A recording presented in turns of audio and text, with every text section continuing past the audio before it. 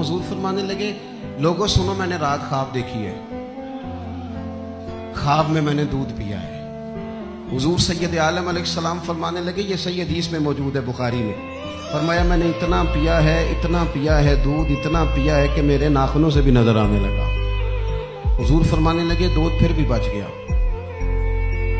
हुजूर फरमाते हैं, पता मैंने वो दूध ख्वाब में किसे दिया है? या रसूलल्लाह फरमाए उमर खत्ताब को दिया है। या रसूल अल्लाह, अगर आपने दूध पिया है और बचा हुआ उमर को दिया है, ख्वाब आपने सुनाई है, तो हुजूर ताबीर भी तो आपने ही बतानी है। तो या रसूल अल्लाह, इसकी ताबीर क्या है? हुजूर फरमाने लगे, इसकी ताबीर इल्म है कि उमर फारूक को जिस तरह अल्लाह ने मुझे उलूम दिए, उमर को भी इल्म दिया, इसकी ताबीर इल्म है।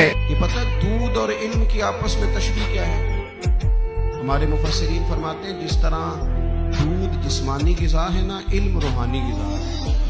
हज़रत फारूक आज़म का इल्म, फ़क़ाहत, समझदारी, मामला फ़हमी, उसूल पसंदी, उनके मिजाज में ठहराव, साबित कदमी क्यों ना हो, जब हुजूर अपने हाथों से दूध पिलाएं।